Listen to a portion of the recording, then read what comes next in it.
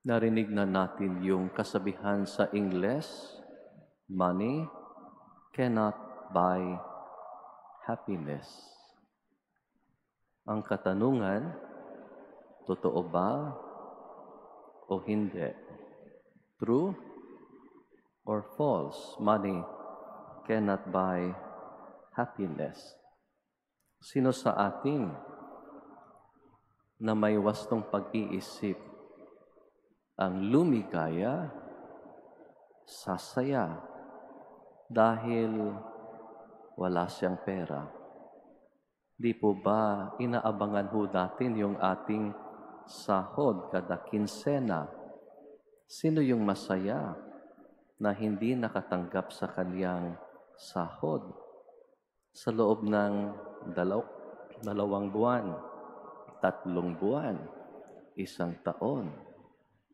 Sino nga ba ang sasaya? Dahil kung meron tayong pera, masaya tayo. Kung wala tayong pera, malungkot tayo. Without money, it makes life uncomfortable, makes life inconvenient. Totoo, money cannot buy happiness, but its absence increases the quality of our misery. Dahil yan po ay ang ating karanasan. It is probably because of our focus on money that we might come to conclude that today's story about Jesus and this rich young man is all about wealth. The story does tell us that the man went away sad, malungkot, dahil ayon sa ating ebanghelyo, marami siyang ari-arian, mayaman, yayamanin. But today's story is not really about money. It is really not about wealth. It is really not about possession. Today's story is about making choices. Making choices. Yung lumapit sa ating Panginoon, na binata, mayaman, yayamanin. Hindi ho ito ang kaniyang trahedya. Hindi ho ito ang kaniyang trahedya. His tragedy is that of thinking that he can choose everything, that he can have it all.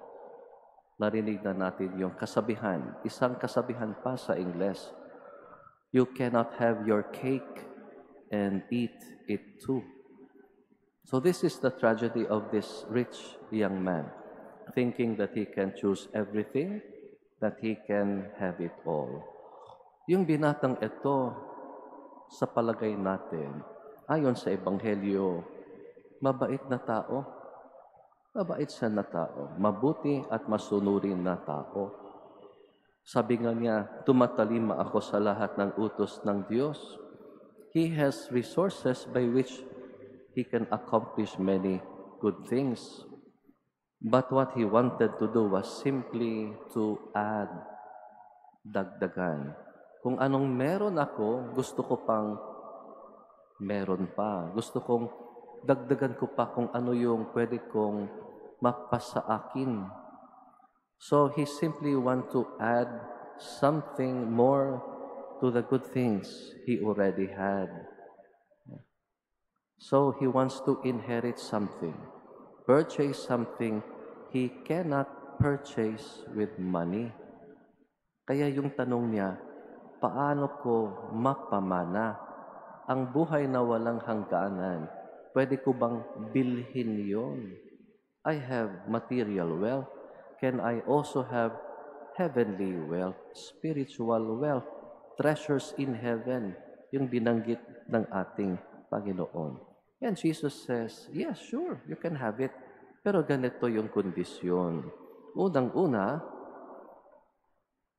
umalis ka, ibenta mo yung mga ari-arian mo. Yung tubo, yung ganansya, yung kita mo, ibigay mo sa mga nangangailangan. Pagkatapos, pwede ka nang sumunod sa akin. He walks away sad. his failure is a reminder to us that we cannot have it all. So the most important lesson we would learn from the gospel today, you cannot have it all. Be satisfied with what we have. Merong aral na natutunan ko nung ako'y nasa high school seminary, doon po sa aming diocese. And I think everyone would have gone through this in school. Yung subject na consumer mathematics. And there we come across the concept of opportunity cost. Opportunity cost. The loss of potential gain from other alternatives when one alternative is chosen. You have 5 choices. Pwedeng pumili ka lang ng isa and you lose the potential gain of the other 4 choices. Opportunity cost. Hindi pwedeng mapasayo ang 5 choices. 5 pagpipilian, hindi pwede, isa lang. Opportunity cost. So the rich young man has chosen his possession over alternative. The alternative Jesus offered him, which would have been beneficial, the more beneficial alternative to him than his possession. So in other words, in order to say yes to some things, we have to say no to other things. And unless we are willing to pass on some very good things, we will not be able to attain the best of things. Kaya dito, matutunan natin, ayon sa ating karanasan, mga obserbasyon sa buhay, hindi natin mapasa atin ang lahat ng bagay ng mundo. To say yes to the intimacy of support of marriage, we have to be willing to say no to the freedom that the single life affords. In order to say yes to a man or to a woman to be your spouse, we have to be willing to say no to other men, to other women in the world. To give the best to your children, you forgo all your creature comforts, all your conveniences. And in order to say yes to a challenging but high-paying job that would stretch us, we have to say no to the comfort of an ordinary job. We cannot have it all. And we must determine what is most important in our life and be willing to let go of those things which hold us back from attaining it.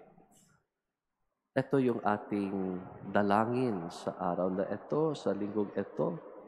Lord, you have shown me what to do. Give me the strength to let go of whatever holds me back from choosing it. Show me how to say yes by learning to say no.